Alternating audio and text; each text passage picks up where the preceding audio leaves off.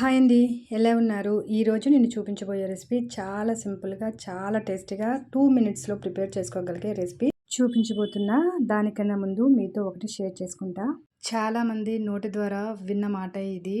House wife అన్నా, ఇంట్లో వంట చేసేవాళ్ళన్నా చాలా చులకన. ఇంట్లో ఉండి అన్ని పనులు చూసుకొని, పిల్లలు కూడా చక్కదిద్దుకొని చాలా పెద్ద వర్క్ అండి. అన్ని జాబ్స్ మీద హౌస్ వైఫ్ చాలా చాలా వాల్యూ అని నేను అనుకుంటా. చాలా కష్టం కూడా.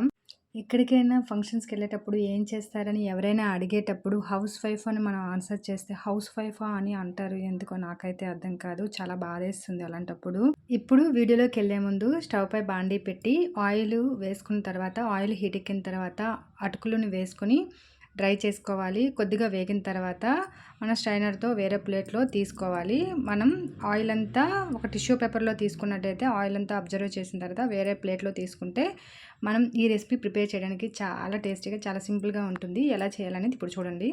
వేగాయి కదా! మనం ఒక ప్లేట్‌లో తీసుకున్నాం. తర్వాత అదే ఆయిల్‌లో పల్లీలు కూడా వేయించుకొని తీసుకోవాలి. నేను ముందు మాట్లాడాను కదా!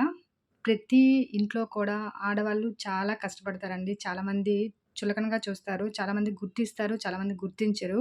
అది ఎంత కష్టం అనేది వాళ్ళకి మాత్రమే తెలుస్తుంది. కొంతమంది ఇంతేనా అంటారు. కానీ అలాంటప్పుడు చాలా బాధ అనిపిస్తది. నేను చుట్టుపక్కల చూస్తుంటాను కదా! ఎంతో పని ఉంటుంది. వర్క్ చేసిన వుమెన్స్‌కైతే ఒక వర్కే ఉంటుంది. ఇంట్లో ఉన్న ఆడవాళ్ళకి చాలా పనులుంటాయి. వాళ్ళు ఒకసారి పడుకున్నారంటే ఆ పనులన్నీ ఆగిపోతాయి. ఒకసారి ఇమాజిన్ చేసుకోండి. అంతే, ఇంకెవ్వరిని కించపరచాలని మాట చెప్పట్లేదు. చెప్పాలనిపించి చెప్పాను. ఇప్పుడు వీడియోలోకెళ్దాము. పల్లీలు, అటుకులు వేయించుకున్నాం కదా! అందులోనే ఆనియన్స్‌ని, పచ్చిమిర్చిని, కొత్తిమీరని, నిమ్మరసాన్ని, కారం, పసుపు, సాల్ట్ అన్నీ వేసుకొని మెత్తగా స్మాష్ చేసుకోవాలి.